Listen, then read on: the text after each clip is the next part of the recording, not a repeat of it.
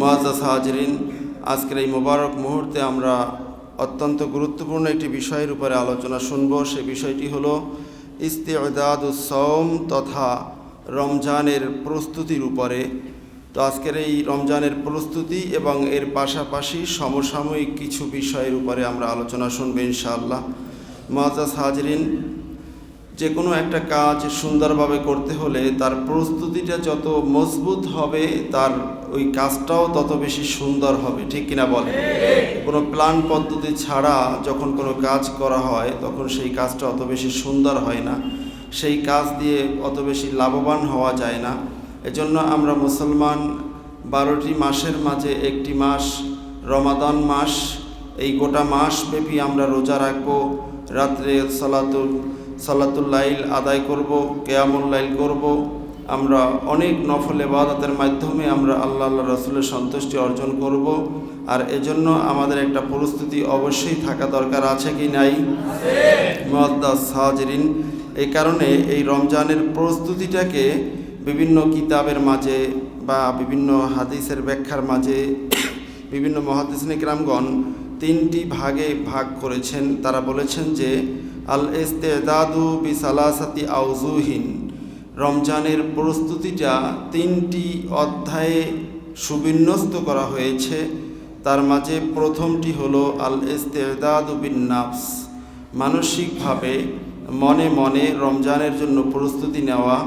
সামনে রমজান মাস আসছে, আমি মুসলমান হিসেবে আমি মনকে শক্তিশালী করব যাতে করে আমরা গোটা একটি মাস ব্যাপী আমরা রোজা পালন করতে পারি। এই ইস্তিদাদুন নাফস, এটার গুরুত্ব অনেক বেশি। এই ইস্তিদাদুন নাফসের উপরে নির্ভর করবে আপনার রমজানের রোজার ফজিলতটাও। তার কারণ এখানে কিন্তু নিয়্যাতটা সংশ্লিষ্ট থাকে। এজন্য যে একজন মানুষ রমজান মাসে রোজা রাখবে, এই রোজা রাখা শুধুমাত্র খানা এবং পানাহার, খাওয়া এবং পান করা, এটা থেকে শুধুমাত্র বিরত থাকার নামই রোজা নয়। বরং সামনে রোজার মাস আসতেছে, একজন মুসলমান হিসেবে আমরা এই খেয়াল করব যে আমরা রোজা পালন করব সারাদিন, রাত্রে কিয়ামুল লাইল করব। এর পাশাপাশি আমার মাঝে যে গুনাহগুলো আছে এই গুনাহগুলোকে আমি ধীরে ধীরে ডিলিট করতে চেষ্টা করব এবং অনেকগুলো ভালো আমল এই 1 মাস ব্যাপী আমার মাঝে নিয়ে আসব। এ ধরনের একটা নিয়াত যখন কোনো মানুষ করবে তখনই রাব্বুল আলামিন তাকে রমজান মাসের সকল ধরনের ইবাদত করার সুযোগ দিবেন এবং ফজিলত অর্জন করার সুযোগ দিবেন। এ কারণে আল ইস্তিদাদু বিন নাফস, এই একটা বিষয়ের উপরেই শুধুমাত্র একটা জুমা আলোচনা করা যায়, করলে ব্যাপক আলোচনা এখানে। তার কারণ আপনার মনের মাঝে যত কিছু লুকায়িত আছে সব কিছুকে আপনি রমজানের রোজার জন্য প্রস্তুতি করবেন, প্রস্তুত রাখবেন। আপনি রমজান মাস ছাড়া অন্য মাসে ইবাদত বন্দেগী যেভাবে করেন, যতটুকু করতে পারেন আপনি আগেই মন থেকে খেয়াল করবেন যে রমজান মাস আসতেছে, আমি ইবাদতের মাত্রা আরও বাড়িয়ে দেব, ইবাদতের সংখ্যা আরও বাড়িয়ে দেব, নফল ইবাদত পিছনে যা করতেছিলাম তার চেয়ে আরও বেশি করব। আর যারা 5 ওয়াক্ত নামাজ ঠিকমতো আমরা পড়তে পারি না, তারা নিয়াত করব যে রমজান থেকেই আমরা ইনশাল্লাহ 5 ওয়াক্ত নামাজ শুরু করব আর জীবনে কখনো আমরা ছাড়ব না। এভাবে করে করে যার মাঝে যত দুর্বল সাইড আছে, যত ইবাদতের ক্ষেত্রে যত অলসতা আছে, আল্লাহ দ্রোহিতা রয়েছে, সবগুলোকে নিজের মনের মাঝে উপস্থাপন করে রমজান মাসকে সামনে রেখে একটা ছক আঁকা, মানসিকভাবে একটা রুটিন করা যে আমি আগামী রমজান মাস, আসন্ন মাহে রমজান আমি এভাবে কাটাবো। যদি এভাবে করতে পারি আমরা, তাহলেই পবিত্র রমজান মাসের রহমত, বরকত, নাজাত সবগুলো আমরা অর্জন করতে পারবো, বলি আলহামদুলিল্লাহ। মুআজ্জাজ হাজিরিন, আমরা আলোচনাটা একটু সামনের দিকে এগিয়ে নিয়ে যাই। দ্বিতীয় পর্যায়ের যে প্রস্তুতিটা সেটি হলো ওয়াল ইস্তিদাদু বিল জাসমি ওয়াল জাসাদ। একজন মানুষ শারীরিকভাবে শরীরটাকে রমজানের জন্য প্রস্তুত করবে। আমি এই আলোচনা আপনাদেরকে আগেও শুনিয়েছি। আগামী সপ্তাহের জুমার আগেই রমজানের রোজা শুরু হয়ে যাবে। তো যাদের শারীরিক রোগ ব্যাধি রয়েছে, প্রয়োজনে একটু ডাক্তার দেখানো বা নিজের ডাক্তারি নিজে না করে কোনো MBBS ডাক্তারের শরণাপন্ন হওয়া যে আমি তো বারবার পানি পান করতে হয়, আমাকে বারবার এই ঔষধ খাইতে হয়, তো এখন আমি 1 মাস ব্যাপী যে রোজা রাখবো, এই রোজাটা রাখলে আমার কোনো ক্ষতি হবে কি না। ডাক্তার বলছে আপনাকে খালি পেটে না থাকতে, আপনি মনে করেন খালি পেটে থাকলেই গ্যাস্ট্রিক হয়, এখন নিজে নিজে ডাক্তারি শুরু করে দিলেন, এটা চলবে না। কোনো একজন ভালো MBBS মুসলিম ডাক্তার, তার শরণাপন্ন হতে হবে। তিনি যদি আপনাকে বলেন যে আপনি যদি রোজা রাখেন তাহলে আপনার এই রোগগুলো বেড়ে যাওয়ার সম্ভাবনা, আর তার কারণে আপনার জীবন নাশের সম্ভাবনা থাকবে, তাহলেই শুধুমাত্র আপনি রোজা ভাঙতে পারবেন। এছাড়া অন্য কোনো অজুহাতে কোনো খোড়া ল্যাংড়া ডাক্তার, তাদেরকে দেখিয়ে তাদের মতামত নিয়ে, এমনকি কোনো অমুসলিম ডাক্তারের মতামত নিয়ে আপনি রোজা ভঙ্গ করতে পারবেন না। এজন্য ওলামায়ে কেরাম বলেছেন যে আল ইস্তেদাদু বিল জাসাদি ওয়াল জাসমি, শারীরিকভাবে যে রমজানের প্রস্তুতিটা, এটাও মানুষের খেয়াল রাখা দরকার। তার কারণ এই প্রস্তুতিটা না থাকার কারণে রমজান মাসে মোটামুটি একটা বিশেষ সংখ্যক মানুষ রোজা ভেঙে ফেলে। এজন্য আমাদের এই ব্যাপারটাও খেয়াল রাখতে হবে।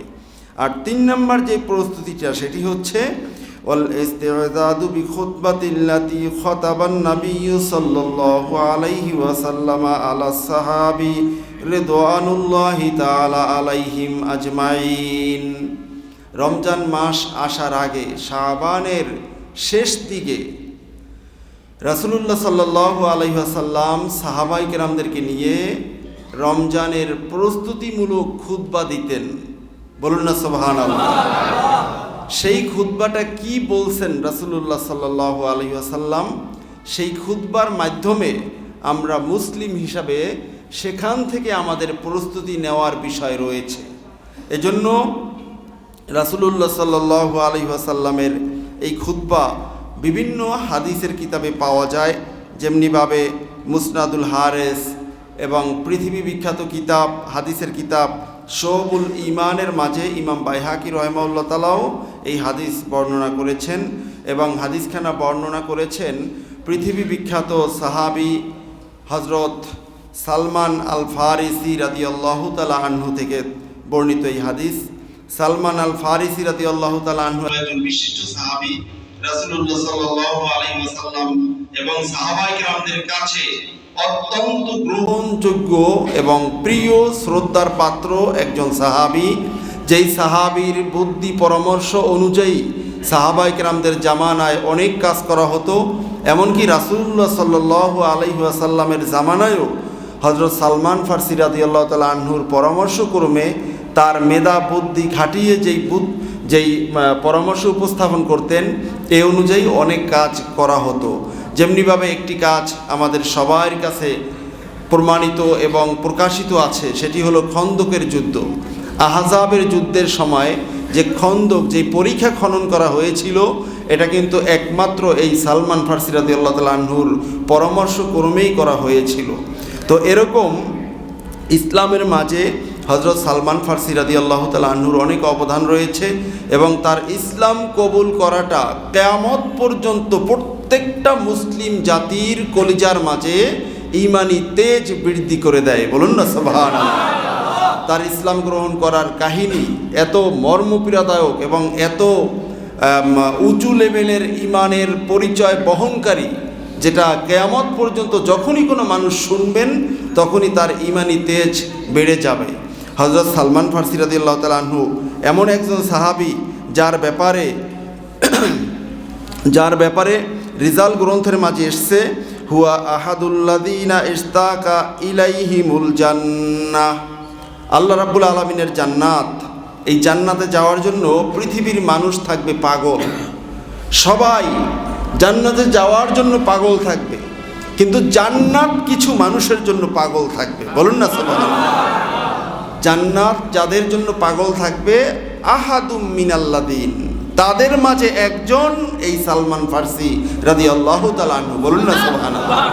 তাহলে সালমান ফারসি রাদিয়াল্লাহু তাআলা আনহুর অবদান, সালমান ফারসি রাদিয়াল্লাহু তাআলা আনহুর শুহুরাত ইসলামের মাঝে আছে কি নাই? ভাইরা আমার, এই সালমান ফারসি রাদিয়াল্লাহু তাআলা আনহু বলেন, খতাবানা রাসূলুল্লাহ সাল্লাল্লাহু আলাইহি ওয়াসাল্লাম আখিরা ইয়াউমিন মিন শাবান ফাকালা ইয়া আইয়ুহান নাসু ইন্নাহু ক্বাদ আযাল্লাকুম শাহরুন আযীম। সালমান ফারসি রাদিয়াল্লাহু তাআলা আনহু বলেন, যখন শাবান মাসের শেষ দিকে চলে আসতো, রাসূলুল্লাহ সাল্লাল্লাহু আলাইহি ওয়াসাল্লাম মসজিদে নববীর মাঝে সাহাবায়ে কেরামদেরকে নিয়ে বসে যেতেন। সাহাবায়ে কেরামদেরকে ডাক দিয়ে বলতেন, ইয়া আইয়ুহান নাসু ইন্নাহু ক্বাদ আযাল্লাকুম শাহরুন আযীম। হে মানব মণ্ডলী, তোমাদের কাছে খুব দ্রুত চলে আসতেছে এমন একটা মাস, যেই মাসটা হলো শাহরুন আযীম, ফজিলত, রহমত এবং বরকতে পরিপূর্ণ একটা মাস। বলুন সুবহানাল্লাহ। নবীজি এই যে হাদিসের সূচনাটা করলেন, এখানে দুটি শব্দ ব্যবহার করছেন, যেই দুটি শব্দ অত্যন্ত ব্যাপক অর্থে ব্যবহৃত হয়। যেমন সর্বপ্রথম বলছেন ইয়া আইয়ুহান নাস, ওহে মানব মণ্ডলী। গোটা পৃথিবীর সব মানুষদেরকে ডাক দিয়েছেন। এখন রমজান মাস আসলে কি শুধু রোজা মুসলমানরা রাখে নাকি ইহুদি নাসারারাও রাখে? কি বলেন?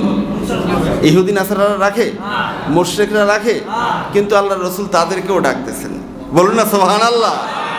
তার মানে হলো রমজান মাস যখন আসে, এই রমজান মাসের সওয়াব অর্জন করে শুধুমাত্র মুমিন মুসলমানরা, আর এর সাথে জড়িত দুনিয়াবি ফায়দা যেটা, এটা সকল মানুষ, চাই সে মুসলিম চাই সে অমুসলিম হোক, সবাই গ্রহণ করে। বলুন না সুবহানাল্লাহ।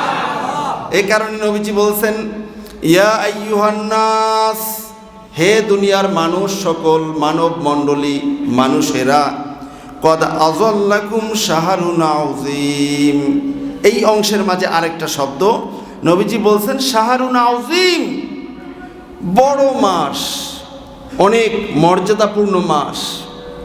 এখানে যদি নবীজি বলতেন শাহরুন কাবীর, তাহলেও বোঝানো যাইতো যে অনেক বড় একটা ফজিলতপূর্ণ মাস, কিন্তু নবীজি এখানে আযীম শব্দ ব্যবহার করছেন।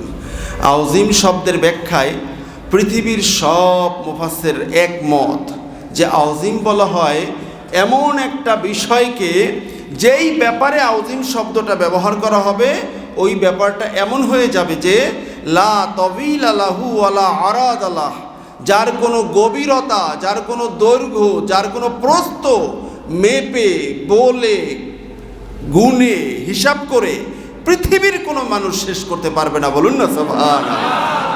এই আযীম শব্দটা ব্যবহার করছেন, তার কারণ হলো রমজান মাস আমি নবীর ওসিলায় আমার উম্মতকে এক মাস দেওয়া হয়েছে।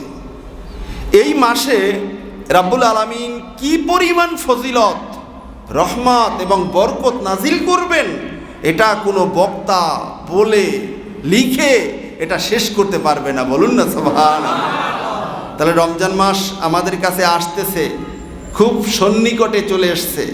আগামী জুমাবারে আমাদেরকে আল্লাহ তাআলা যাদেরকে তৌফিক দিবেন জুমার নামাজ পড়ার জন্য, তারা কিন্তু আমরা সবাই রোজা অবস্থায় থাকবো ইনশাআল্লাহ। ঠিক কিনা বলেন? এই জন্য রাব্বুল আলামিনের কাছে আবারও আমরা দোয়া করি, আল্লাহুম্মা বাল্লিগনা রমাদান। আল্লাহ আমাদের জীবনটাকে বাড়িয়ে আপনি রমজান পর্যন্ত নিয়ে যান। বলুন না সুবহানাল্লাহ। সাহাবায়ে কেরামদেরকে নবীজি এই দোয়া শিক্ষা দিতেন। এর মানে হলো এই মাসের এত বেশি ফজিলত, 3 মাস আগে দোয়া চাওয়া শুরু করতেন, দোয়া করা শুরু করতেন আল্লাহর কাছে যে আল্লাহ এই রজব শাবান এই 2 মাসের মাঝে আমাদেরকে মৃত্যু দিয়েন না, আমাদের মৃত্যুটা অবধারিত থাকলেও আপনি দয়া করে আমাদের হায়াতটা বাড়িয়ে রমজান পর্যন্ত নিয়ে যান। বলুন না সুবহানাল্লাহ। তাহলে ফজিলত আছে কি নাই? আছে। এখন সেই রমজান মাস আসলে আমরা অনেকেই রোজা পালন করি না, আছে কি নাই? আছে। দুনিয়ার সব কাজ পারে কিন্তু রোজা রাখতে পারে না, দুনিয়ার সব পারে কিন্তু নামাজ পড়তে পারে না, দুনিয়ার সব বোঝে কিন্তু কোরআনুল কারীমটা তেলাওয়াত করতে পারে না। এমন মুসলমান আছে না? এই মুসলমান দিয়া ভবিষ্যতে কোনো কাজে লাগবে না, ভবিষ্যতে কোনো কাজে লাগবে না। হ্যাঁ, তবে মারা গেলে আল্লাহ রাব্বুল আলামিন তার হাবিবের ওসিলায় দয়া করে ক্ষমা করে দিবেন, তার ঈমান আছে, সে মুসলমান হিসাবে নিজেকে পরিচয় দিত, ঈমান নিয়ে যদি মরতে পারে রাব্বুল আলামিন ক্ষমা করে দিবেন, সেটা ভিন্ন কথা। কিন্তু এই পৃথিবী নিয়ে রাব্বুল আলামিনের যে ভবিষ্যৎ পরিকল্পনা, রাব্বুল আলামিনের যে শেষ জামানার পরিকল্পনা, আল্লাহর রাসূলের যেই ভবিষ্যৎবাণী দেওয়া হয়েছে, এবং আমরা গোটা পৃথিবীর দিকে তাকালে দেখতে পাই পৃথিবী যেই দিকে অগ্রসর হচ্ছে, ওই সময়ের জন্য নেতৃত্ব দেওয়ার মুসলমানের অবশ্যই ইসলামী শরীয়তের উপরে পরিপূর্ণ জ্ঞান থাকতেই হবে, ঠিক কিনা বলে? এছাড়া মুসলমানরা নেতৃত্ব দিতে পারবে না। এখন পারবে, এখনো যে সময় চলছে এখনো পারতেছে, ভবিষ্যতে আর পারা সম্ভব হবে না, ঠিক কিনা বলেন? এজন্য আমাদের ইসলামী জ্ঞান লাগবে কি লাগবে না? আমাদের আল্লাহ রাব্বুল আলামিন যে শরীয়ত আমাদেরকে দিয়েছেন সেই শরীয়ত আমাদের জন্য লাগবে, এবং এটা ফরজ। রাসূলুল্লাহ সাল্লাল্লাহু আলাইহি ওয়াসাল্লাম বলেছেন, আযাল্লাকুম শাহরুন আযীম, উম্মতেরা আমার, গোটা দুনিয়ার মানুষেরা শুনে রাখো, এমন একটা মাস তোমাদের কাছে আগমন করছে যেই মাসটা হলো অত্যন্ত ব্যাপক, অত্যন্ত দীর্ঘ এবং এত বেশি প্রস্ত রহমত, নাজাত এবং মাগফিরাতের দিক থেকে, এটা বলে কেউ কখনো শেষ করতে পারবে না। বলুন সুবহানাল্লাহ। এরপরে নবীজি কি বলছেন? শাহরুন মুবারাকুন ফীহি লাইলাতুন খায়রুম মিন আলফি শাহর। বলুন না সুবহানাল্লাহ। কি আশ্চর্য শব্দচয়ন দেখছেন, কেমনে মানুষদেরকে আকর্ষণ করতেছে। আমরা অনেক সময় ছোট বাচ্চাদেরকে ডাকলে আমরা কি বলি? যে বাবা আসো আসো, এদিকে আসো। আসতে চায় না, তখন ওই পকেটে হাত দিয়ে হয়তো বা কিছু আছে বা নাই সেটা ভিন্ন কথা, কিন্তু তাদেরকে আগে বলি কি যে আসো, মজা মজা দিব, মজা বলে না? যার কাছে যেটা পছন্দ, যার কাছে ললিপপ পছন্দ তাকে বলে ললিপপ দিব, যার কাছে চকলেট পছন্দ তাকে বলে চকলেট দিব, আছে না? যার কাছে খেলনা পছন্দ বলে আসো বাসায় আসো। আগে তার মনের মাঝে যে আকর্ষণীয় বিষয়টা ওটা বলে ডাক দেয়, তাহলেই বাচ্চা চলে আসে, ঠিক কিনা বলে? রাব্বুল আলামিন জানেন যে তার হাবিবের উম্মতেরা দুর্বল, এই কারণে আল্লাহ রাসূল সাল্লাল্লাহু আলাইহি ওয়াসাল্লাম উম্মতদেরকে ডাক দিলেন, প্রথমেই এমন শব্দ চয়ন করেছেন যেটা বলে লিখে কেউ শেষ করতে পারবে না। এরপরে আবারও একটু মজা দিচ্ছেন যে এই মাস হলো এমন বরকতপূর্ণ মাস, যেই মাসের এক রজনী ইবাদত করলে 1000 মাস ইবাদতের চেয়েও বেশি সওয়াব তোমার আমলনামায় দেওয়া হবে। আল্লাহু আকবার। তাহলে রমজান মাসের উপরে আমাদের আগ্রহ আসে কি না? ঘুমানোর জন্য, চোরাচালানি করার জন্য? চোরাচালানি যারা করবে তারাও তো চোরাচালানির জন্য খুব আয়োজন করে বসে আছে। ধান্দাবাজরা সব মাল সামানে আটকাইয়া রাখতেছে, ছোলা, ডাই, কি বলে ওই যে বেসন, চিনি, চিড়া, সব আটকে আটকে রাখতেছে, ঠিক কিনা বলেন? আমরা আজকের মন থেকে দোয়া করি, যেহেতু গোটা বিশ্বব্যাপী একটা আলোড়ন সৃষ্টি হচ্ছে, এই সমস্ত ধান্দাবাজদেরকে আল্লাহ তাআলা তাদের ব্যবসায়িক ক্ষেত্রে লাভবান না করুক। বলুন আমিন। আমরা চাই তাদের ওই গচ্ছিত সম্পদে 18 কোটি মানুষের অধিকার রয়েছে, ঠিক কিনা বলে? এই সম্পদ আর আটকিয়ে রাখা চলবে না। এই সম্পদ, জনগণের সম্পদ আর আটকিয়ে রাখা চলবে না। ভাইয়েরা আমার, রাব্বুল আলামিন তার হাবিবের মাধ্যমে জানিয়ে দিলেন শাহরুন মুবারক, এটা হলো বরকতপূর্ণ মাস। সবাই বলেন না সুবহানাল্লাহ। কেমন বরকতপূর্ণ? লাইলাত ফীহি লাইলা, তার মাঝে রয়েছে এমন একটি রজনী, খায়রুম মিন আলফি শাহর, যেই এক রজনীতে ইবাদত করলে তোমার আমলনামায় 1000 মাসের চেয়েও বেশি ইবাদতের সওয়াব আল্লাহ তাআলা দান করে দিবে। 1000 মাস হিসাব করলে 83 বছর 4 মাস না 3 মাস আসে? 4 মাস, 83 বছর। আর এটা কেমন ইবাদত? রাত্রে সারা রাত জাগ্রত থেকে ইবাদত আর দিনে রোজা পালন করা। পারবেন এটা? 83 বছর লাগাতার, 83 বছর যাবত আপনি রোজা পালন করতেছেন, এটা কি সম্ভব? এটা সম্ভব নয়। তা এই সওয়াবটা আল্লাহ রাব্বুল আলামিন দান করবেন ওই এক রজনীতে ইবাদত করলে। এরপরে কি বলছেন নবীজি দেখেন, ফারাদাল্লাহু সিয়ামাহু ওয়া জাআলা কিয়ামা লাইলাতিন তাতাওয়ান, এটা হলো এমন একটা মাস যেই মাসের দিবস সমূহের মাঝে রাব্বুল আলামিন রোজাকে ফরজ করে দিয়েছেন। সুবহানাল্লাহ। এবং কি ওয়াজালা কিয়ামুল লাইলাতিন তাতাওয়ান, এবং রাত্রের তারাবির নামাজকে আল্লাহ রাব্বুল আলামিনের পক্ষ থেকে সুন্নাত করে দেওয়া হয়েছে। রাত্রে আপনি তারাবির নামাজ আদায় করবেন, এটা আপনার জন্য নফল, অতিরিক্ত সুন্নাত, আপনাকে অনেক ফজিলত দেওয়া হবে। কিন্তু দিনের রোজাটা এটা পালন করতেই হবে। তারাবি নামাজ না পড়লেও দিনে রোজা পালন করলে রোজা হয়, তবে সওয়াব কম হয়। অনেকেই মাসলা জিজ্ঞেস করে, আবার বলে কি কালকে তো তারাবি পড়তে পারি নাই, সুতরাং আজকে রোজাটা রাখার দরকার নাই। আছে এই পাবলিক, এত মাসালা জানে, নিজেই মুফতি হয়ে গেছে, বলে কালকে রাতে তারাবি পড়ে না, আজকে রোজা রাখবে না। কে বলছে তোমাকে এটা? সওয়াব কম হবে, কিন্তু রোজা পালন না করলে তুমি এই ফতুয়ার উপরে থাইকে রোজা একটা ভাঙ্গে দেখো, শরীয়ত বলবে তোমাকে 60টা রাখতে হবে। 59টা রাইকে যদি তুমি একটা ভাঙ্গো, আবার সূচনা থেকে 60টা শুরু করতে হবে। হে কেনা বলে? এটা জানে না, কয় তারাবি পড়ে না, রোজা রাখতে পারবে না এই কারণে। তাহলে আমাদের রোজা রাখার দরকার আছে কি নাই? আর তারাবিরও দরকার আছে। 10 রাকাত না 8 রাকাত? 10 রাকাত না 8 রাকাত? 20 রাকাত তারাবি, ঠিক কিনা বলে? বন্ধুরা আমার, দেখেন এরপরে রাসূলুল্লাহ সাল্লাল্লাহু আলাইহি সাল্লাম কি বলছেন? ফামান তাতাওয়া ফীহি বিখাসলাতিন মিনাল খায়রি কানা কামান আদ্দা ফীহি ফারিদাতান ফীমা সিওয়া। নবীজি বলেছেন, এই মাসে যদি কেউ একটা নফল ইবাদত করে, রাব্বুল আলামিন খুশি হয়ে অন্য মাসের একটা ফরজের সমান সওয়াব তার আমলনামায় দান করবেন। একটা নফল করলে অন্য মাসের একটা ফরজের সমান। তা ফরজ বেশি শক্তিশালী নাকি নফল বেশি শক্তিশালী? ফরজের 1 কোটি নফল এক জায়গায় হইলেও তো একটা ফরজের সমান সওয়াব হয় না, ঠিক কিনা বলেন? এখন একটা ফরজের সওয়াব দেওয়া হবে যেই ব্যক্তি এই মাসে একটা নফল ইবাদত করবে। তো নফল ইবাদত আপনি নামাজ পড়তেই থাকবেন, নামাজের ভিতরে নফল আছে না? কত নামাজ আপনি পড়তে থাকবেন, নফল ইবাদত, কোরআন তেলাওয়াত, দরুদ শরীফ, তাসবিহ তাহলিল, দান সদকা, ভালো কাজ, পরের উপকার আপনি করতেই থাকবেন, যত পারেন করবেন। তার কারণ এই মাসটা কিন্তু, এই রমজান মাসটা কিন্তু আমাদের জন্য আল্লাহ রাব্বুল আলামিন দান করেছেন শাহরু রমাদানু শাহরু উম্মতি।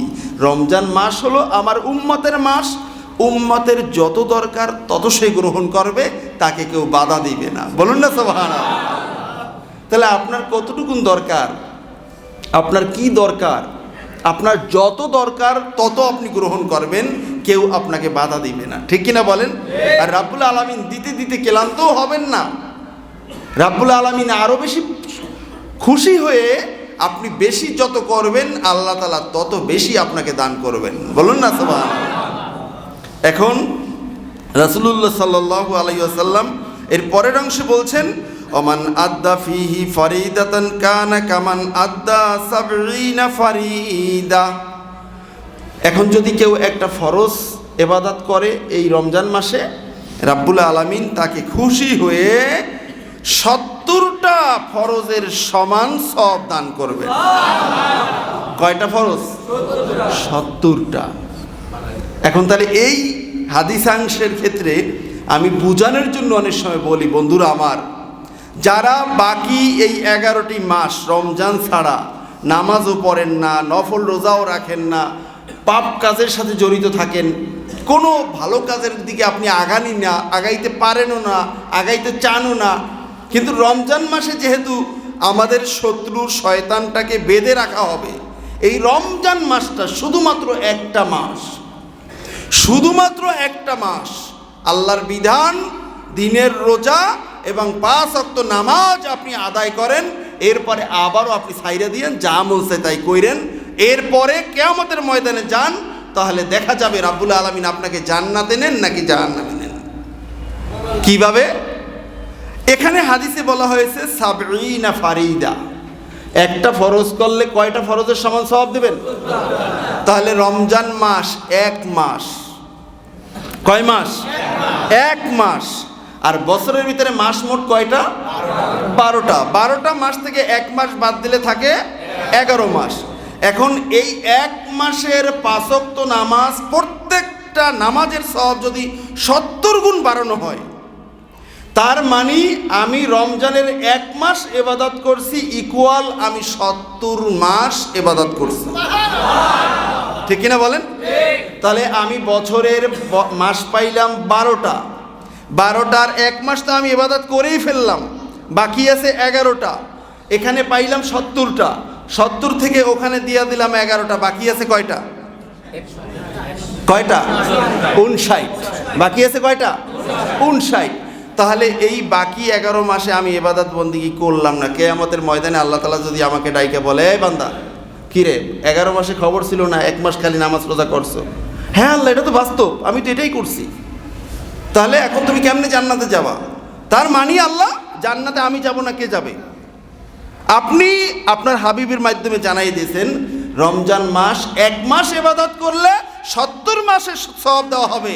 তো আমি তো গোটা জিন্দেগি ভরে আমি প্রত্যেক রমজানে আমি ইবাদত করেছি, তো 1 বছর থেকে আপনি বাকি 11 মাসের জন্য আপনি দিয়ে দেন, এরপরেও তো আমি আল্লাহ আপনার কাছে বাকি আরো 59 মাসের সওয়াব পাবো। সেটা আমাকে দেন, এটা নিয়ে আমি জান্নাতে যাই। বলুন আল্লাহু আকবার।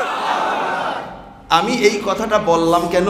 যারা কেউ নামাজই পড়তে চানই না, যারা আপনারা নামাজ পড়েন ছাইরা দিয়েন না, খবরদার, পরকালে আফসোস করা লাগবে।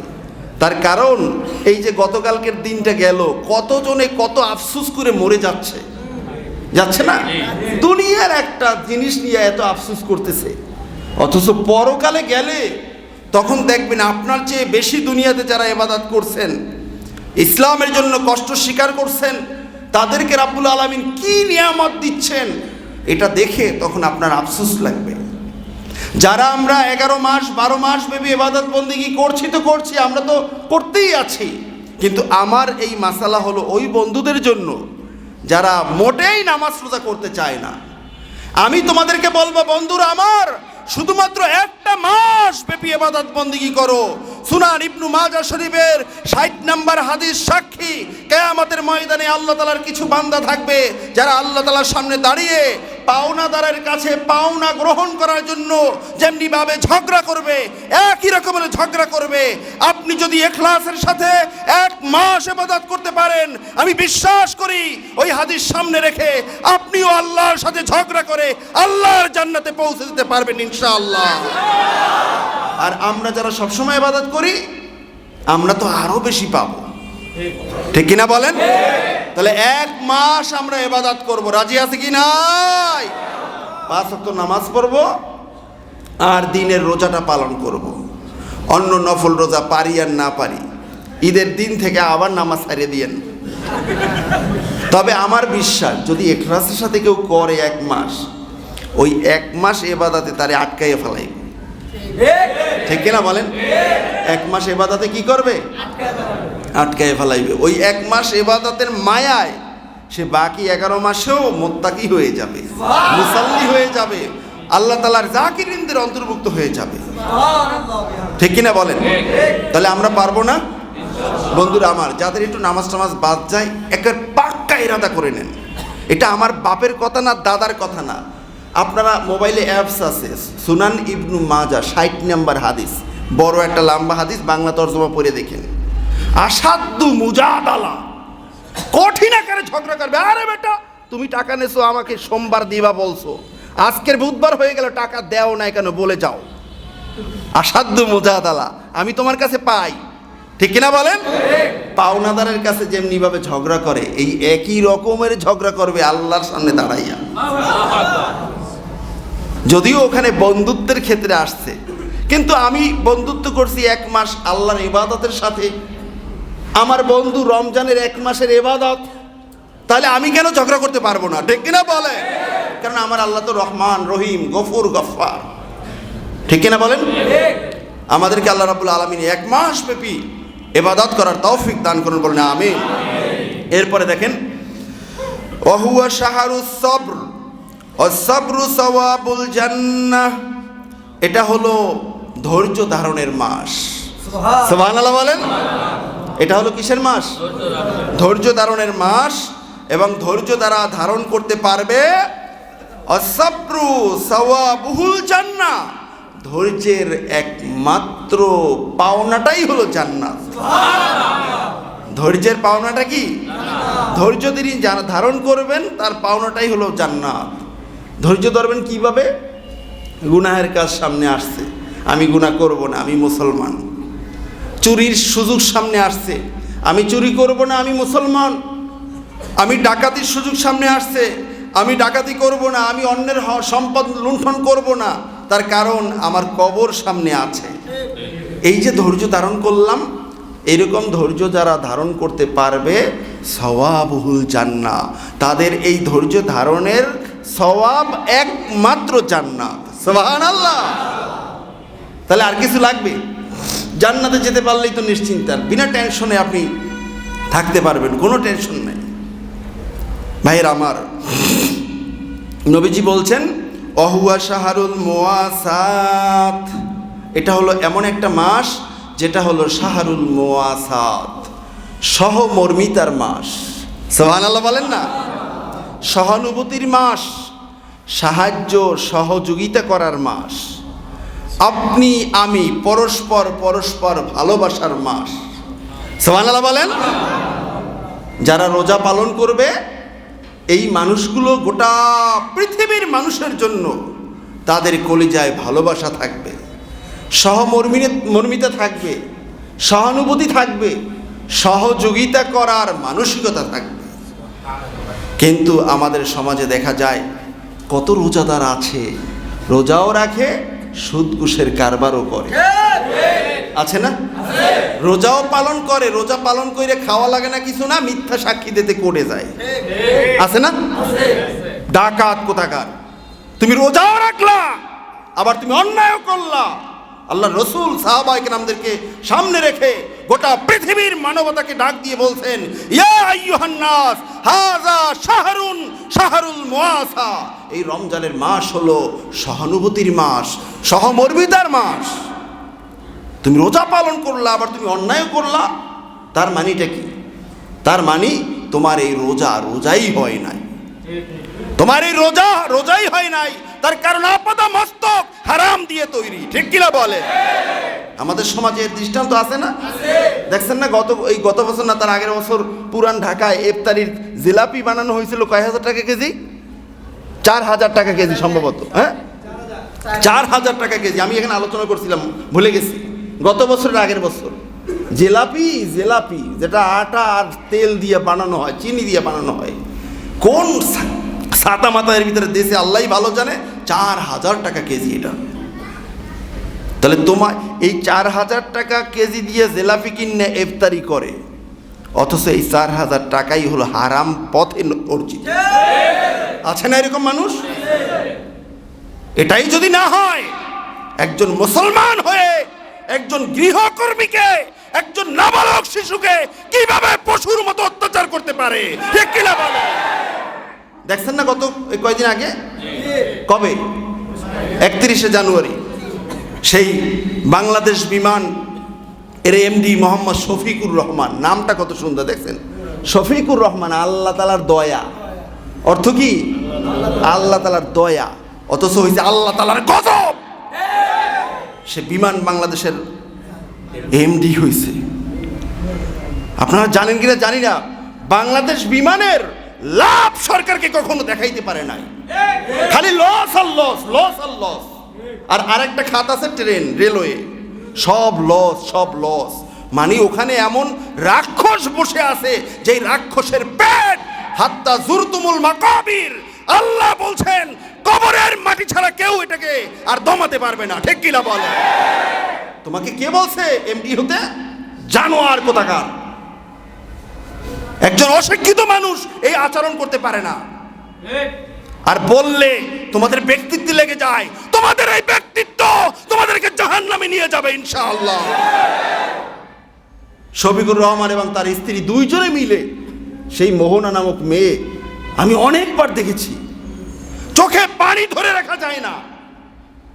সেই ছোট্ট মেয়ে, 2 বছর বয়সে তার মা মারা গেছে, গরিব বেটা বাবা মোস্তফা, গোলাম মোস্তফা, সে তার মেয়েটাকে কি করবে, বাসায় রাইখা যাবে কই, এই এত ছোট মেয়ে।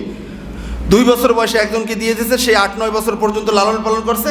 এরপর মেয়েটা 11 বছরে উপনীত হয়েছে, বিবাহ দেওয়া লাগবে, একটু ভালো কিছু শেখারও দরকার আছে। খোঁজ দিয়েছে ভালো কোনো পরিবার পাওয়া যায় কিনা। খুঁজতে এই নিরীহ মানুষটা পেয়ে গেছে এই বিমানের এমডি শফিকুর রহমানকে। তার বাসায় দিয়েছে কাজের জন্য। বলা হয়েছে আপনি তাকে একটু আদব আখলাক ভালোভাবে শিখান, এবং যদি পারেন আমার মেয়েটাকে ভালো একটা পাত্র দেখে পাত্রস্থ করে দিয়েন, বিবাহ দিয়ে দিয়েন। কি আশাটা না করে দিয়েছে। মাত্র 7 মাস। এই 7 মাস তাকে রেখে তাকে এমন অত্যাচার করছে। 11 বছরের মেয়ে সোজা করে কথা বলতে পারে না জিহ্বা দিয়ে, তার চুল ধরে ধরে টানা হয়েছে, খুন্তি গরম করে করে জিহ্বায়, গলায়, পিঠে, রানের উপরে, উড়ুর উপরে বিভিন্ন জায়গায় এমনভাবে ছাকা দেওয়া হয়েছে চামড়া পুড়ে গোশত উঠে আসছে। তাকে থাকতে খানা দেওয়া হতো না, একবেলা খানা দেওয়া হতো। থাকতে দিত বেশিরভাগ টয়লেটে আর রান্না করে। টয়লেটে যখন থাকতে দিত তখন ওই মেয়েটা খাইতো টিস্যু ভিজাইয়া, টুথপেস্ট মাখাইয়া। যখন রান্নাঘরে রাখতো তখন এই মেয়েটা খাইতো পিঁয়াজ, কাঁচা পিঁয়াজ চাবাই চাবাই খাইতো। চুল টেনে ছিঁড়ে দেওয়া হয়েছে, উপরে ফেলা হয়েছে। মেয়েটা বলছে আমার হাত যেটা বসে না ওটার উপরে রাইখা, যেটা দিয়ে বাটে ওইটা দিয়ে আমার হাতের গিরায় গিরায় শেষে দেওয়া হয়েছে, হাতগুলো সোজা করতে পারত না। এই জালেমের বিচার বাংলার আদালতে যদি না হয় আর কোথায় হবে? কতগুলো চোর আবার এগুলোকে বের করার জন্য, জেলখানা থেকে বের করার জন্য আবার তদবির চালায়। খুব ভালো লাগছে আমার সোনার বাংলাদেশ, আলেম ওলামার বাংলাদেশ, পীর আউলিয়ার বাংলাদেশ, 100-এর উপরে আইনজীবী তারা বিনা পারিশ্রমিকে এই মোহনার পক্ষে লড়তে গেছে। আমি মন থেকে দোয়া করি আল্লাহ তাআলা সব আইনজীবীদের কলিজার মাঝে এমন একটা দয়া ভালোবাসা যেন আল্লাহ তাআলা দান করে দেন। প্রত্যেকটা আসামির বিচার যেন দিনে দিনে শেষ হয়ে যায়, এমন একটা সোনার বাংলাদেশ আমরা দেখতে চাই। চোর ছাড় পাবে। মেয়েটাকে জিজ্ঞাসা করা হয়েছে তুমি কি চাও, এর বিচার কি চাও? সে বলছে আমি চাই তাদেরকেও সেকা দেওয়া হোক, বিচার আর কিচ্ছু লাগবে না, তাদেরকেও সেকা দেওয়া হোক। এ কারণে অনেকে বলছে তাদেরকে যদি বের করাই হয়, এই দেশের 18 কোটি মানুষ খুন্তি গরম করে রাখবে, যখনই জেলখানা থেকে বের হইবে সাথে সাথে তাদেরকে সেকা দেওয়া হবে। বিচার এটাই।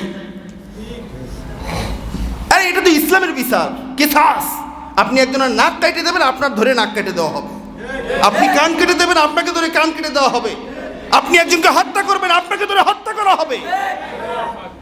এজন্য আমরা বলবো ভবিষ্যৎ বাংলাদেশ যে পার্লামেন্ট গঠন হবে, সোনার বাংলাদেশ যেহেতু চোরের বাংলাদেশে পরিণত হয়েছে, কমপক্ষে কোরআনের একটা বিচার, একটা বিধান, চোরের হাত কাটা আইন পার্লামেন্টে পাশ করা হোক। ঠিক কিনা বলে? আমরা সেটা চাই। ইসলামী হুকুমত কায়েম করা লাগবে না বাংলাদেশে, এটা পারবেনও না। যত চাপাবাজি করেন আর যাই করেন পারবেন না, আমি গ্যারান্টি দিলাম এটা পারবেন না, এটা সম্ভব নয়। চেয়ার পেয়ে গেলে তখন বহু ধরনের মুআজ আলামাত, বহু ধরনের আসবাব আপনাদের চারপাশে এসে যাবে। এই কারণে পারি না, ওই কারণে পারি না, ওই কারণে পারি না, পারবেন না। কারণ পারলে ইমাম মাহাদি আলাইহিস সালাম আসবেন কেন? ঠিক না বলেন? এটা পারবেন ইমাম মাহাদি আলাইহিস সালাম। উনি শুধু একটা দেশ নিয়ে থাকবেন না, গোটা পৃথিবীর ভূখণ্ড নিয়ে থাকবেন।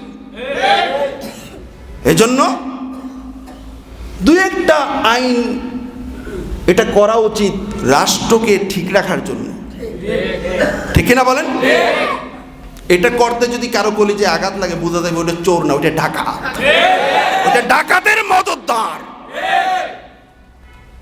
ভাইয়ের আমার, বাংলাদেশের মতো জায়গায় এইরকম প্রায় প্রায় হয়। মোহনার এটা তো প্রকাশিত হয়েছে দেখে আমরা জানছি, প্রায় প্রায় হয়, কিন্তু জানে না কেউ।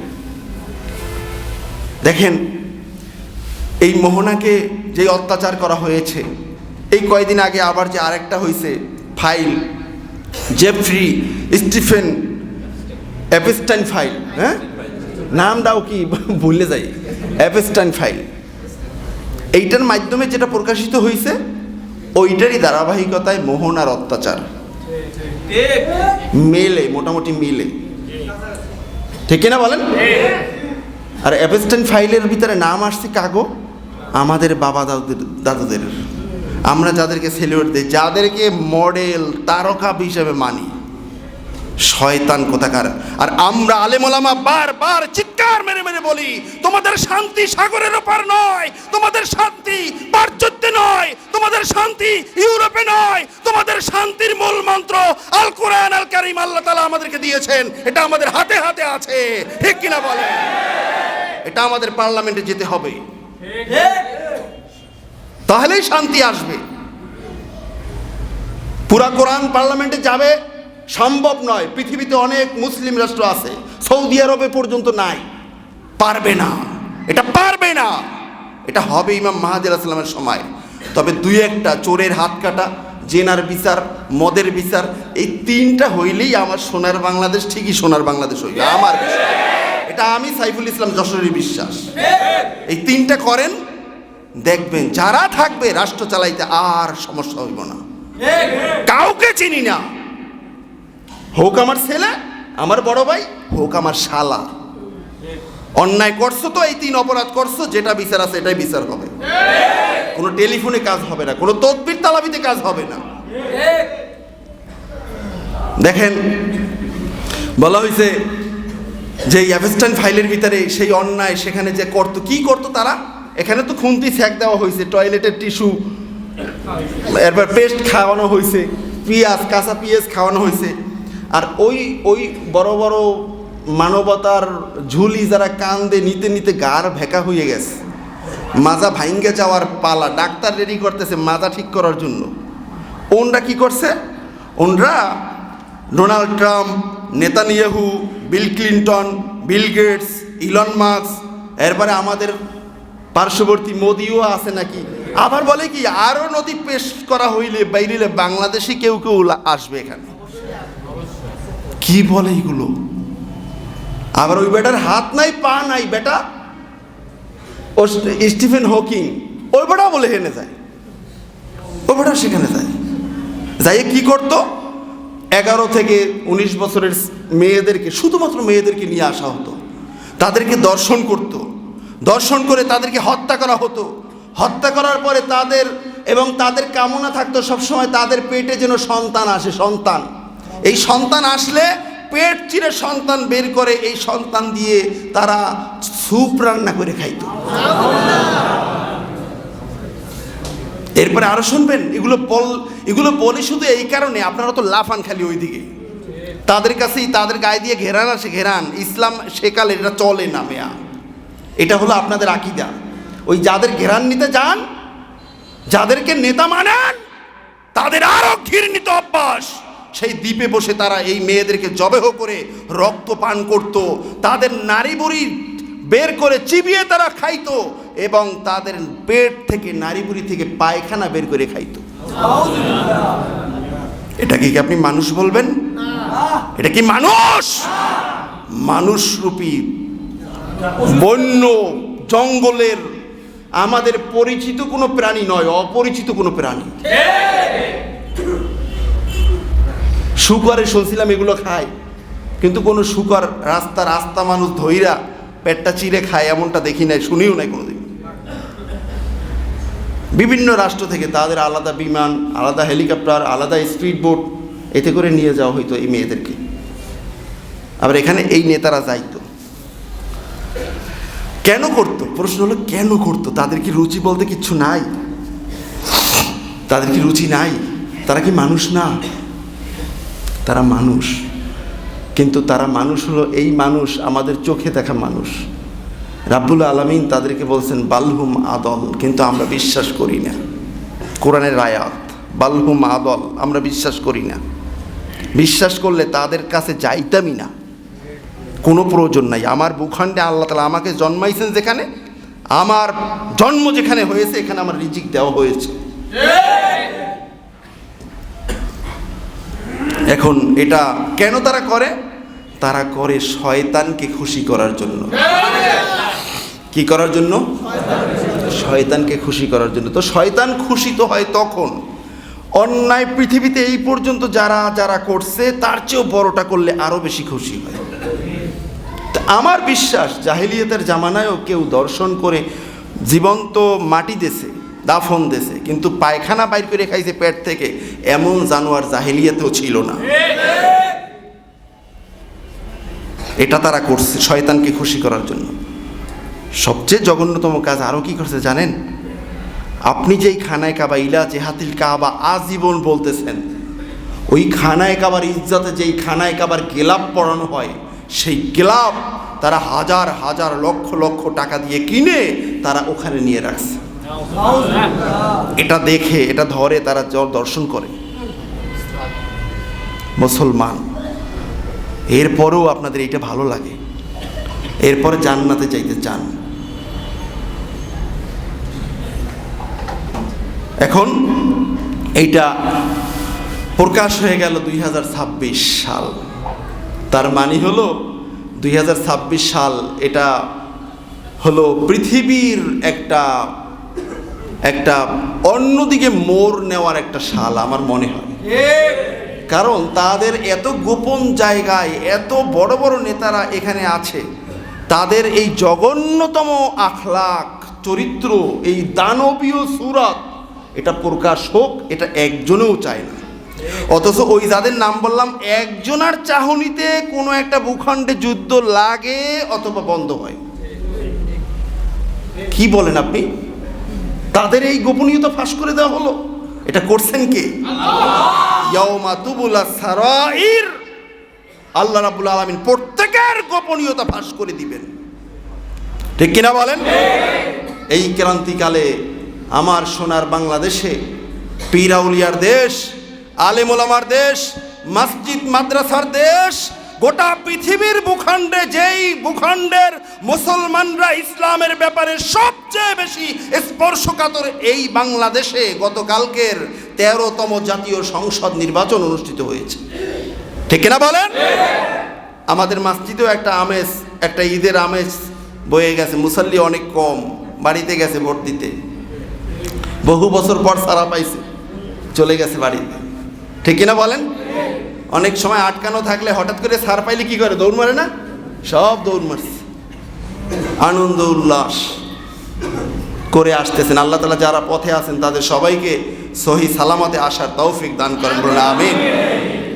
তো আমি গত রাত্রে জানছি, এরপরে এই পর্যন্ত তার জানার সুযোগ হয় না, পথে ছিলাম। সম্ভবত তো বিএনপি পার্লামেন্ট গঠন করবে নাকি? হ্যাঁ, এটাই কি এই পর্যন্ত আছে ফাইনাল এখনো? তার মানে আমাদের তারেক রহমান উনিই হলেন প্রধানমন্ত্রী, ঠিক কিনা বলেন? তাহলে এই হবু প্রধানমন্ত্রী বা হয়েই গেছে এখন পর্যন্ত, না কি কে জানে, জানি না, সিস্টেম হয়ে গেছে, হয়ে গেছে। তো এই হয়ে গেছে আমাদের প্রধানমন্ত্রী। কাদের প্রধানমন্ত্রী?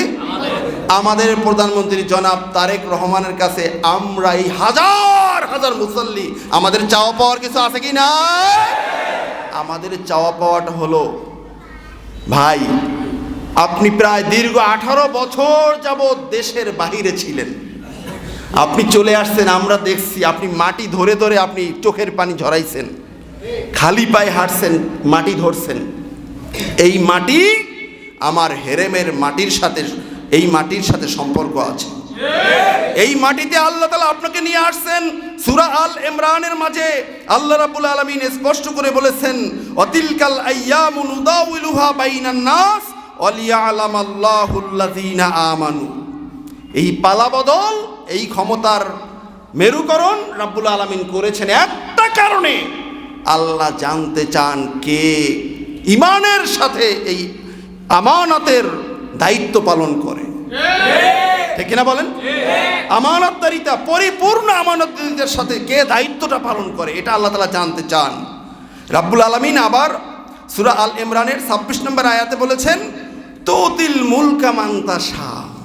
এই চেয়ারটা আল্লাহ যাকে ইচ্ছা তাকে দেন, যাকে ইচ্ছা তাকে দেন। অতানজিউল মুলকা মিম্মান তাশা, যার থেকে ইচ্ছা আল্লাহ তাআলা পিছন থেকে চেয়ারটা ছিনিয়ে নিয়ে যান। সুতরাং আমাদের চাওয়া পাওয়া হলো, আপনি বারবার বলেছেন রাষ্ট্র পরিচালনার মূল মন্ত্র হবে, বিএনপি যদি সরকার গঠন করতে পারে তাহলে মহানবী সাল্লাল্লাহু আলাইহি ওয়াসাল্লামের মহান আদর্শ ন্যায় পরায়ণতা হলো আপনার রাষ্ট্র পরিচালনার মূল মন্ত্র। এটা আপনি তারেক রহমান বলেছেন, ঠিক কিনা বলেন?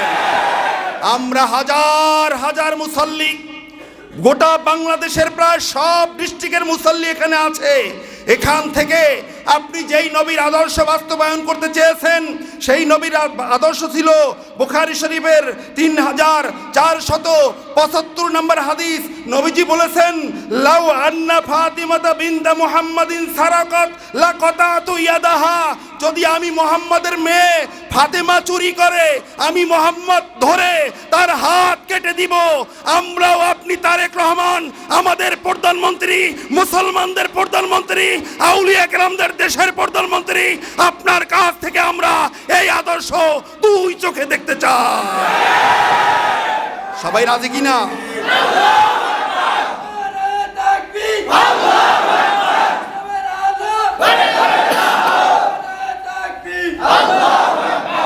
বন্ধুরা আমার, আমাদের এই মসজিদে সবসময় গোয়েন্দা বাহিনী থাকে, যেই সরকার থাকুক, যেই সময় থাকুক, সব সময় থাকে।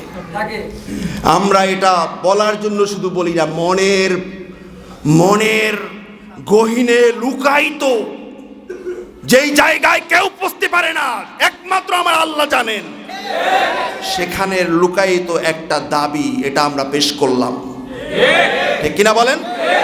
একজন মানুষ ভবিষ্যৎ গড়তে হলে ইতিহাস পড়তে হয়, ইতিহাস জানতে হয়। অদূর ভবিষ্যতের ইতিহাস, 1000 বছর আগের, 500 বছর, 700 বছর আগের ইতিহাস। আপনি পুরুষ মানুষ, আমরা আপনাকে অভিনন্দন জানাই। আমরা মহিলাদের খপ্পর থেকে আল্লাহ তাআলা বাঁচিয়ে দিয়েছেন, আল্লাহর রহমত এই জমিনে আসবে, এটা আমাদের বিশ্বাস। তো আমরা জানতে চাই, বুঝতে চাই, সত্যি আপনি আল্লাহর রাসূলের আদর্শের উপর আছেন, ঠিক কিনা বলেন? এজন্য আপনাকে ইতিহাস বললে চলবে না। কারা অপদস্থ হয়েছে, কেন হয়েছে, কারণগুলো টেবিলের সামনে রাখবেন। যদি এই কারণগুলো সামনে রেখে ভবিষ্যৎ চলতে পারেন, সোনার বাংলাদেশের মানুষ অনেক বেশি আবেগপ্রবণ মানুষ। ওই যে বলছিলাম, একটা কারিকার বিড়ি, একটা রংচা পাইলেই ভোট দিয়ে ফেলায় এক জায়গায়, দেয় না? তা এই মানুষগুলো যখন দেখবে পিছনের চেয়ে ভালো আছে, আপনার ভোট লাগবে না, জনগণই বলবে ভোট ছাড়া আরো 500 বছর বর্ধিত করে নেন। কিসের সংবিধান? ওটা আল কোরআন নয়, ওটা আল্লাহ রাসূলের হাদিস নয়।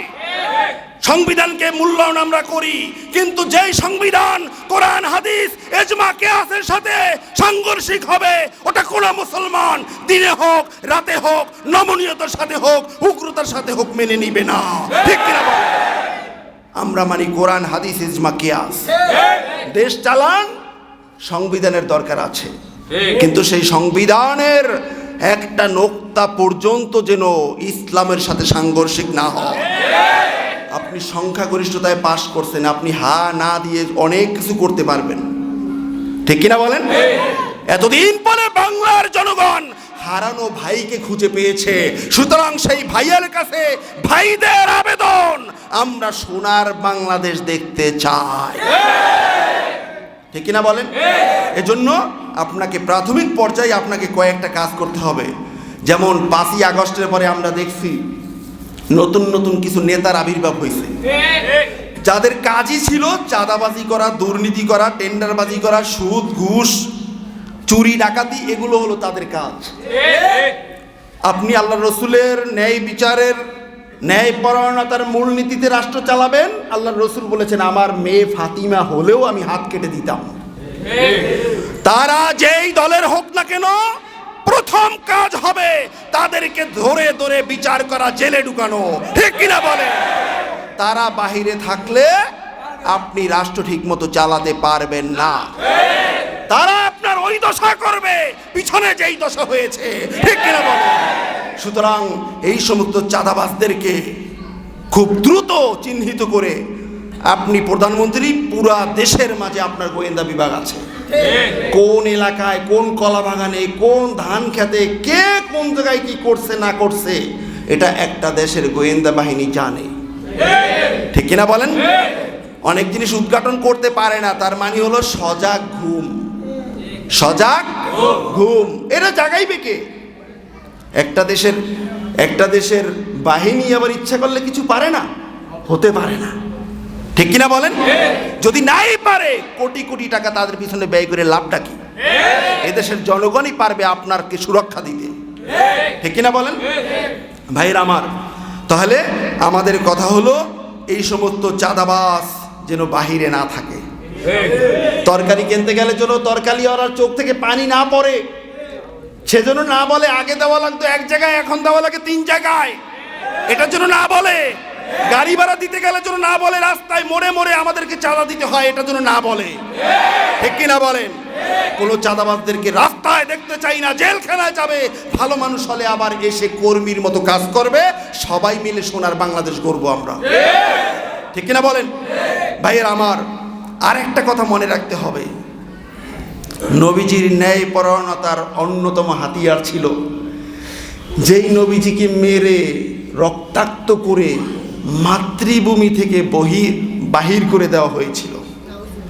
আল্লাহর নির্দেশে মাদিনা মুনাওয়ারায় চলে যেতে হয়েছিল যেই নবীজির, ওই নবীজি যখন আবার বিশাল শক্তি নিয়ে মাক্কা মুকাররমায় প্রবেশ করলেন, মক্কার মানুষেরা ভয়ে থরথর করে কাঁপছিল। নবীজি বলছিলেন, লা তাসরিবা আলাইকুমুল ইয়াউম, সাবধান, তোমাদের সব অপরাধ আমি মাফ করে দিলাম, কারো উপর কোনো প্রতিশোধ আমি নিব না, সবাই আমরা ভাই ভাই। সুবহানাল্লাহ। আমরা এই আদর্শটাকে আমাদের লালন পালন করতে হবে। বিরোধী দলকে দমন পীড়ন এটা চলবে না, বরং আমি কতটা ভালো এটা প্রকাশ করি, বিরোধী দলের মানুষ আমার দলে আসে, ঠিক কিনা বলেন? এটাই হলো মানুষ, এটাই হলো মানুষ। আর এটা যদি পারা যায়, 8টার ভোট 8টায় শুরু হবে, সন্ধ্যা 8টায় হবে না, ঠিক কিনা বলেন? আল্লাহ রাব্বুল আলামিন আমাদের সোনার বাংলাদেশকে এমন কতগুলো নেতার হাতে বড় বড় পদগুলো দান করুক। তবে একটা জিনিস আমার খুব মনে চায়, এটা আমি আলোচনায়ও বিভিন্ন জায়গায় বলছি আর এখানেও বলি, শিক্ষা মন্ত্রণালয়ের দায়িত্বটা আমাদের আগের সেই এহসানুল হক মিলন স্যারকে দেওয়া হোক। ওনার আমলে আমি ফাজিল কামিল পরীক্ষা দিয়েছি, দেখছি ওনার অবদান। ওই অবদানে যদি আবারও পরীক্ষা নেওয়া হয়, সোনার বাংলাদেশে ওই দেখেন না বিভিন্ন জায়গায় টিকটক কয় অটো পাস করা ইঞ্জিনিয়ার বিল্ডিং করছে, ব্রিজ করছে, এই অটো পাসের কথাটা মানুষ ভুলে যাবে। আবারও আমরা সেই জামানা দেখতে চাই, নকল মুক্ত, দুর্নীতি মুক্ত শিক্ষাঙ্গন, এবং যেই শিক্ষাঙ্গনে কোনো নাস্তিকতা, কোনো ডারউইনবাদ, কোনো ট্রান্সজেন্ডার থাকবে না, থাকবে সব ইসলামের পক্ষে। আর অমুসলিম যারা আছে তাদের ধর্মীয় কিতাব, তাদের ধর্মের বিষয় শিক্ষা দেওয়া হবে, ঠিক কিনা বলে? তাহলেই এই দেশের মানুষগুলো ধীরে ধীরে ভালো হয়ে যাবে। শিক্ষা ব্যবস্থাটা একটা অন্যতম বিষয়, অনেক বড় একটা পার্ট, ঠিক কিনা বলেন ভাইরা আমার? কথা কি বেশি বলে ফেললাম? এখন যা কিছুই করি না করি, সবার বিরোধী দলের মনেও শান্তি আর সরকার দলের মনেও শান্তি। 14 তারিখটা মিস করাই যাবে না। হ্যাঁ, আজকের কয় তারিখ? এই কালকেরই 8 তারিখ তো মিস করা যাবে না। খুব ভালো লাগছে, বলছে যে জনাব তারেক রহমান কি বলছে যে আমাদের বিজয় র্যালি করার দরকার নাই, জুমার দিন সকালে র্যালিতে বাইরে কত হাজার মানুষ নামাজ বাদ হয়ে যাইতো। বলছে জুমার পরে প্রত্যেকটা মসজিদে মসজিদে এবং অমুসলিমরা তাদের ধর্মীয় উপাসনালয়ে দোয়া করবে। আমরা এই চিত্র সব সময় দেখতে চাই। খুব সুন্দর, খুব ধন্যবাদ। এই একটা নিয়মের কারণে আল্লাহ তাআলা যেন তার কলিজার মাঝে ইসলামের পরিপূর্ণ দরদ দান করে দেন, বলুন আমিন। 56,000 বর্গ মাইলে যেন কোনো নাস্তিক, বেঈমান, ব্লগার ইসলামের বিরুদ্ধে কোনো কথা বলে সার না পায়। আমরা চাই এটা, ঠিক কিনা বলেন ভাইয়ের আমার? তাহলে এই 14 তারিখে যাওয়া যাবে না তো ইনশাল্লাহ? তাহলে আমাদের যশোরে তো ফুল বাগানওয়ালারা ফুল আটকায় রাখছে। আগে জিজ্ঞাসা করা হয়েছে যে এটা কি পরান, বলছে যে এটা হলো একটা মুখোশ, এটা পরাইলে ফুলটা 5-7 দিন পরে কাটা যাবে 14 তারিখের জন্য। এটা ওই আগে পাইকে গেছে, খুলে যাইতেছে না পাপড়ি, এটারে আটকাইয়ে রাখে কেমনে জন্য? আটকাইয়ে রাখলে এটা এই গতকালকের কাটছে বা তার আগের দিনে কাটছে, কাইটা ঢাকায় নিয়ে আসা যাইবে, বিভিন্ন শহরে সাপ্লাই দেওয়া যাইবে। আমরা চাই এই দিবস পৃথিবীর অনেক অমুসলিম রাষ্ট্রেও নিষেধ আছে। এটা ভালোবাসা দিবস নয়, এটা বেহায়া দিবস, নগ্ন দিবস। এই দিবস অনেক অমুসলিম রাষ্ট্রেও নিষেধ করা হয়েছে, আপনিও নিষেধ করেছেন। বাংলাদেশে এটা চলবে না, 31st নাইট চলবে না, ঠিক কিনা বলেন? আল্লাহ রাব্বুল আলামিনের রহমত আপনার উপরে অজর ধরায় বর্ষণ হতে থাকবে, কারণ আপনি যেই পদে আছেন ওই পদ অনেক বড় একটা আমানতের পদ, চারদিক থেকে চাপ আসার পথ, পথ না তো পদ নাকি? এই চেয়ার বড় মারাত্মক চেয়ার, বড় মারাত্মক চেয়ার। তো এই পদে থাকলে, এই চেয়ারে থাকলে রহমত ছাড়া উপায়ই নাই, আল্লাহর রহমত লাগবেই। তো আপনার উপরে আল্লাহর রহমত আসবে এই বিষয়গুলো যদি আপনি খেয়াল করেন। কারণ এই বিষয়গুলো যখন হয়, 14 তারিখে যখন চেনা হবে, চোখের চেনা, হাতের চেনা, পায়ের চেনা, মুখের চেনা, এগুলো যখন হতে থাকবে, অটোমেটিকলি আল্লাহর গজব এই ভূখণ্ডে আসবে। এটা ওই দিনে আসুক, 5 বছর পরে আসুক, 3 মাস পরে আসুক, আসবেই। কারণ জেনার বিচার এটা আল্লাহর পক্ষ থেকে আসেই। আমি আপনাদেরকে আগেও ইতিহাস শুনেছি মুসা আলাইহিস সালামের জামানার, ঠিক না? তাহলে আজকের আমাদের এই আলোচনা এখানেই আমরা শেষ করব। আমরা ইনশাল্লাহ আসন্ন রমজান মাসের রোজা পালন করব, এবং বাংলাদেশে যেহেতু নির্বাচন হয়ে গেছে, আমরা সবাই ভাই, কেউ কারো কোনো ক্ষতি করব না। রমজান মাস সহমর্মিতার মাস, পরস্পরকে সহমর্মিতা করব। তরকারিওয়ালারাও আমরা তরকারির ক্ষেত্রে সহমর্মিতা পেশ করব, মুদির দোকানদারওয়ালারাও মুদির দোকানের ব্যাপারে সহমর্মিতা পেশ করব, কেউ যেন না খেয়ে না থাকে। আর চাঁদাবাজদেরকে রমজানের আগেই যেন আটকানো হয়, কোনো রাস্তায় কোথাও যেন চাঁদাবাজি না চলে। এমনকি আমাদের ধর্মীয় উৎসব ঈদ উল ফিতর, এই সময় যেন যানবাহন আলারাও কোনো চাঁদাবাজি করতে না পারে, ভাড়া 3 গুণ 5 গুণ 10 গুণের নামে, ঠিক কিনা বলে? এগুলোকে কঠোর হস্তে আপনি দমন করেন, গোটা দেশের সব মানুষের অন্তরের দোয়া আশীর্বাদ আপনার জন্য বরাদ্দ হবে, ঠিক কিনা বলে? আল্লাহ কবুল করে নেন, বলেন আমিন।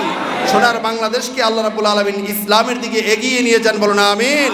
রমজানের বরকত আল্লাহ তাআলা আমাদেরকে দান করুক, বলেন আমিন। সুবহানাকাল্লাহুম্মা